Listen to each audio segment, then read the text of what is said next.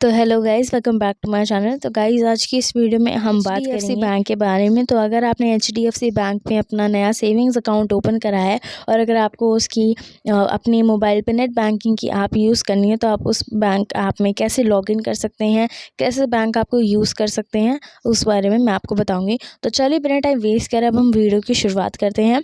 तो यहाँ पे मैं आपको अपनी फ़ोन स्क्रीन पे ये दिखा रही हूँ। तो यहाँ पे आपको सबसे पहले आना है, अपने फ़ोन में आपको प्ले स्टोर को ओपन कर लेना है। मैंने यहाँ पे ऑलरेडी कर रखा है, फिर भी मैं आपको एक और बार करके दिखाती हूँ। प्ले स्टोर को ओपन कर लेना है और यहाँ पे सर्च करना है एचडीएफसी बैंक ऐप के बारे में, और यहाँ पे आपको सेकंड नंबर का जो ऑप्शन दिख रहा है उस ऐप पे क्लिक कर देना है। HDFC bank mobile banking app को आपको इंस्टॉल कर लेना है। तो यहाँ पे ऑलरेडी इंस्टॉल्ड है, तो मैं इसे ओपन कर लूँगी। तो यहाँ से ओपन करने के बाद आपका कुछ इस तरीके का इंटरफेस आएगा। तो यहाँ पे आपको जो है अपनी लोकेशन को अलाउ कर देना है। यहाँ पे जो भी पूछेगा उसे टर्म्स एंड कंडीशंस को और बाकी चीज़ों की परमिशन को अलाउ कर देना है। तो यहाँ पे अब हम आ चुके हैं हमारी एचडीएफसी बैंक ऐप में। तो हमारा कुछ इस तरीके का इंटरफेस है। तो यहाँ पे वेलकम ऑप्शन आ रहा है, तो हमने यहाँ पे ओके कर दिया। तो हम यहाँ पे आ गए हैं, रीडायरेक्ट हो गए हैं ऐप के अंदर। तो यहाँ पे 3 स्टेप है अपना रजिस्ट्रेशन कंप्लीट करने के लिए। यहाँ पे आपको पहले स्टेप में कस्टमर आईडी डालनी है, अपना फ़ोन नंबर, फिर आपको ओटीपी को एंटर करना है, फिर यहाँ पे ये ऑथेंटिकेट करेगा और आपके ये स्टेप कंप्लीट हो जाएंगे।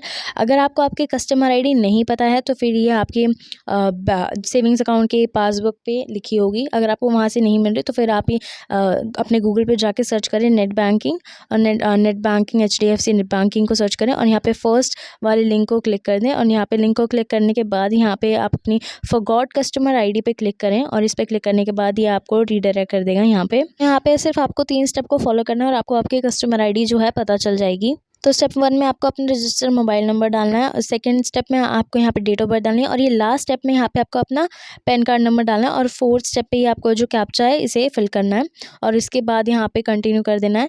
और इसके बाद ये आपको दिखा देगा आपकी कस्टमर आईडी। आप चाहें तो इसे यहाँ से कॉपी कर सकते हैं या फिर चाहे तो इसका स्क्रीनशॉट ले सकते हैं।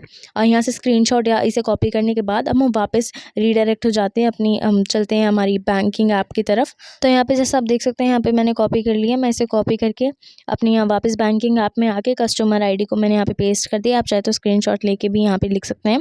तो यहाँ पे कस्टमर आईडी लिखने के बाद आपको अपना mobile number register mobile number डालना है, फिर कंटिन्यू करना है और फिर आपको ओटीपी एक जनरेट होगा, वो ओटीपी आपको यहाँ पे फिलअप करना है। ओटीपी फिलअप करने के बाद आपको यहाँ से फिर कंटिन्यू करना है और फिर आपको इस पेज पे रिडायरेक्ट कर देगा। तो यहाँ पे आपका जो है आपको अपना एटीएम पिन फिलअप करना है यहाँ पे और एटीएम पिन फिलअप करने के बाद आपको एक्सपायरी डेट डालनी है।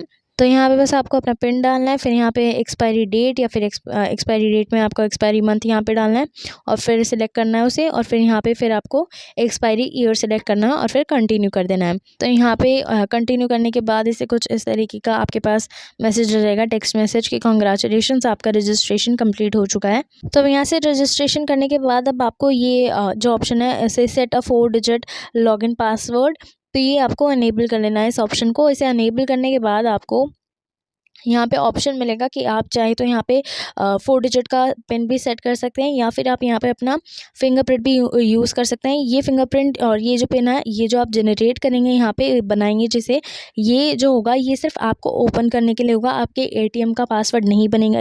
ये सिर्फ आपकी बैंकिंग आपको ओपन करने के लिए पिन बनाया जा रहा है यहाँ पे और इसमें चाहे तो आप अपना फिंगरप्रिंट भी यूज़ कर सकते हैं। तो यहाँ पे हमने हमारा पिन डिजिट बना लिया है, अपना 4 डिजिट का पिन पासवर्ड बना लिया है हमने यहाँ पे। तो अब हम जैसे ही अपने बैंकिंग आपको ओपन करेंगे तो यहाँ पे कुछ इस तरीके से हमें यहाँ पे हमारा पिन जो हमने बनाया है उसे हम यहाँ पे यूज़ करेंगे या फिर हम अपना फिंगरप्रिंट भी यूज़ कर सकते हैं हमारी बैंकिंग आपको ओपन करने के लिए।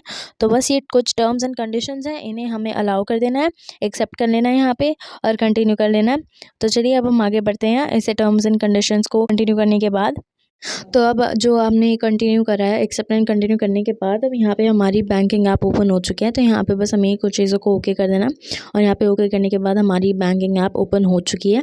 तो यहाँ से हम अपनी बिल पेमेंट्स भी कर सकते हैं, मनी ट्रांसफ़र कर सकते हैं और यहाँ से स्कैन एंड पे का ऑप्शन भी है, हम चाहे तो यहाँ से यूपीआई पेमेंट भी कर सकते हैं। गाइस, इस तरीके से आप अपने एचडीएफसी बैंकिंग ऐप को ओपन कर सकते हैं, लॉगिन कर सकते हैं। अगर आपने रजिस्टर नहीं किया है तो इस तरीके से आप रजिस्टर कर सकते हैं अपनी बैंकिंग ऐप को। तो आई होप आपको ये वीडियो का टॉपिक काफ़ी ज़्यादा अच्छा लगा होगा। वीडियो अच्छी लगी तो वीडियो को लाइक कर देना और चैनल को सब्सक्राइब कर देना। तो मिलते हैं आप सबसे हमारी अगली वीडियो में, तब तक के लिए थैंक्स फॉर वॉचिंग।